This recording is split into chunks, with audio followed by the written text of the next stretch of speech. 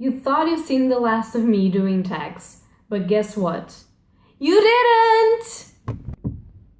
Hello beautiful bookworms! My name is Katarina and welcome to my channel. So today I decided to do a tag for you guys because I haven't been doing tags in a while and I actually find them pretty funny. And there's this tag going around that I haven't been tagged to, obviously, because when am I tagged for a tag?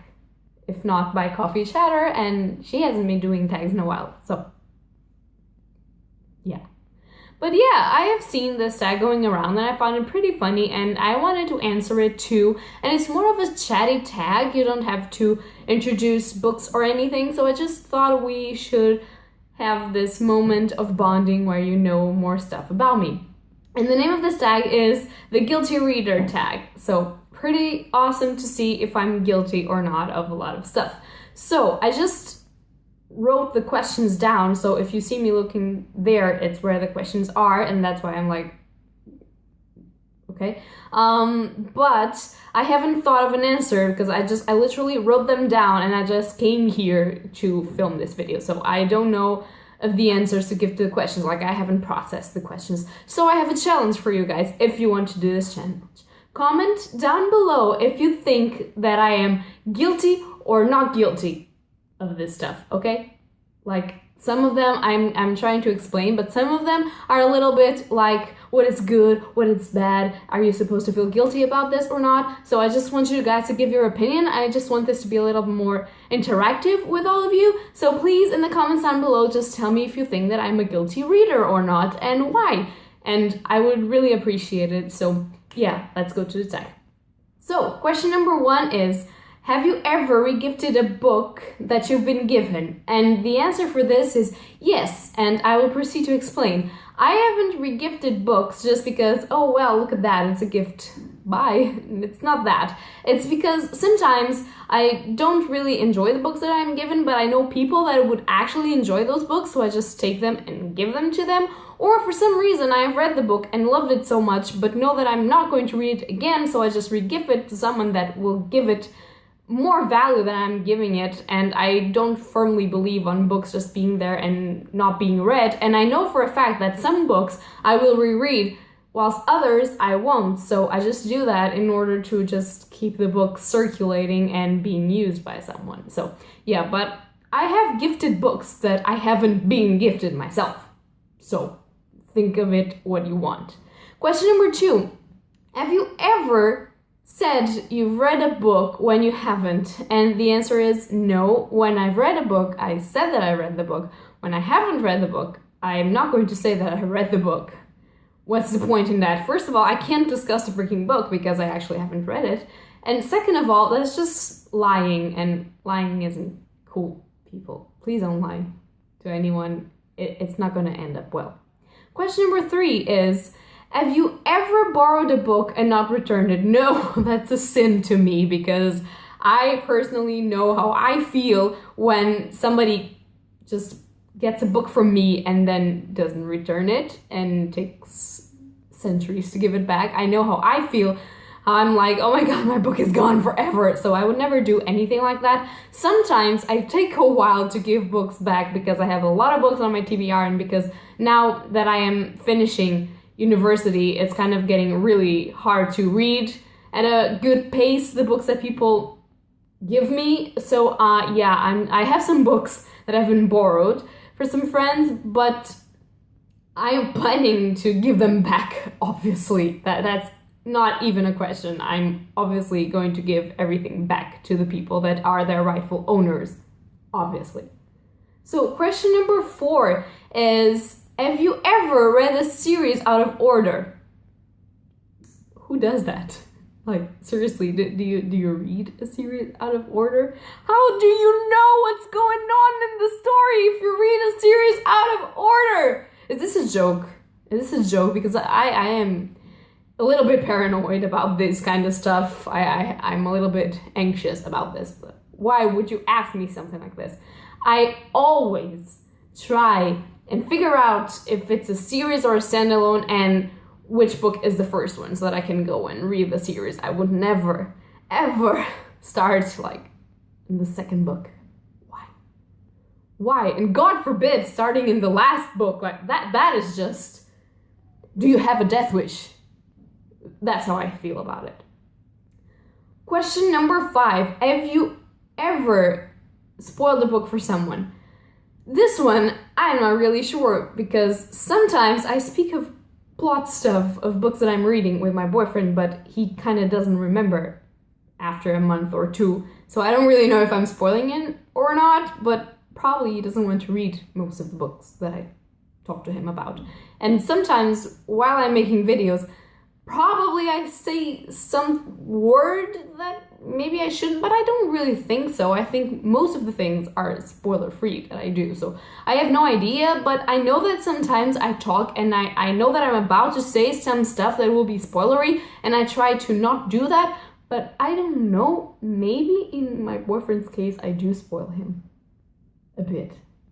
I think I do, and I hate that. I'm sorry. Question number 6. Have you ever doggy-eared a book? So story time, funny story. I'm one of those people that try to have every single one of her books just in perfect conditions, like new, like without the spine broken, without markers on the book, without doggy-eared stuff, and that just kills my soul. But if you go and take one of my classics books, they are all doggy-eared and pencil marked. And the books from my favorite author, Haruki Murakami, are also written with a pencil, like underlined the most beautiful passages of the book. So I can't do that in other books, but with his books and classic books, I do it, and I'm not really sure why, because sometimes I look at the books and I'm like, oh shit, I just destroyed this book because I just marked a passage, and then I deep breathe and I'm like, and then it goes away. But if I do that to other books, I completely start hyperventilating. I'm like, my book is ruined. I just cry myself down on the floor, and I start taking my hair off. Well, not that extreme, but you know what I mean. It's weird. Kind of funny, but kind of sick at the same time. So you decide. Question number 7. Have you ever told someone you don't own a book when you do? Again, why should I do that? Like, if I own the book, I own the book. And I know a lot of discussions come from this, like, oh yeah, you own Twilight. Yes, I do, and I've read Twilight 1,000 times. Deal with it. It's not my favorite book of all time, but I have the book. Why should I say that I don't have the book? I can even give it to you if you want. What's the point of lying? Again. Question number 8 is, have you ever told someone you haven't read a book when you have? Again, why should I say that? Like, I even say that I've read 50 Shades of Grey, the first book, and I just couldn't, and then I given up on the whole series because that's not for me.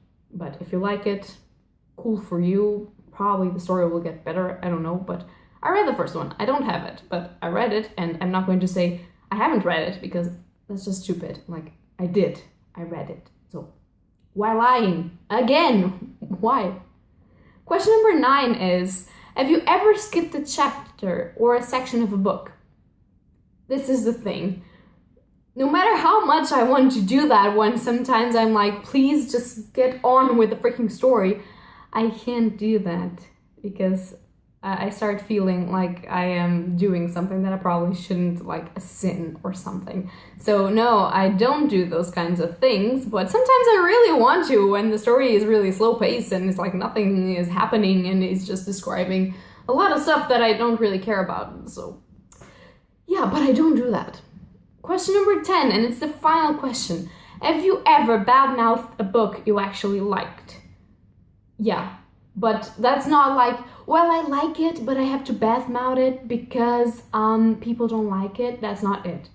I do it when I know that the book has some kind of issues surrounding it.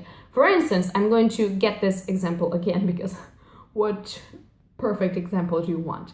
Twilight, the Twilight Saga. I like that series. I've read that series more than 5 books. Well, more than 5 times each book. That's what I wanted to say. Your English is really awesome today, Catherine. You go. So yeah, but yeah, I've read it a lot, all of the books, lots of times. I liked it, obviously, but I know that that relationship is a little bit problematic, and I know that the description of the female character is shit, because I would never want to be pictured like that, and I don't really like that female characters are pictured like that. But I still enjoyed the plot to some extent, because the last book, there were some parts in the freaking last book that I was like, why am I reading this? But then it got slightly better, something. But yeah, so I do badmouth it, but it's just because I know that it's not a good piece of literature. But that doesn't mean that I'm not going to say that I haven't read it, and that doesn't mean that I'm going to say, oh, I haven't liked the books, because that's a lie.